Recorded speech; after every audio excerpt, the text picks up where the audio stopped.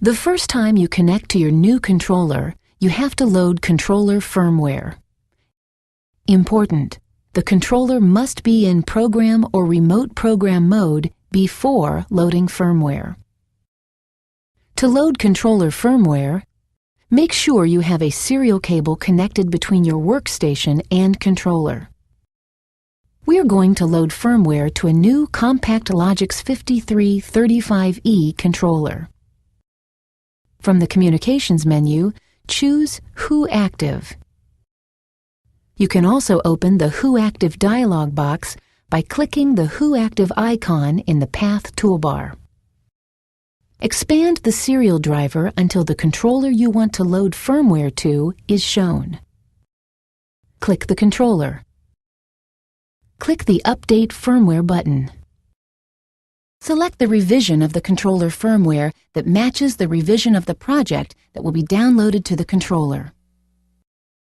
We are creating the project using RSLogix 5000 software version 16.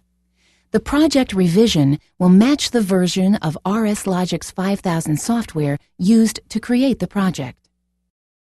If the correct firmware file is not listed, click the Browse button and navigate to where you located the firmware files during installation of RSLogix 5000 software. Click Update.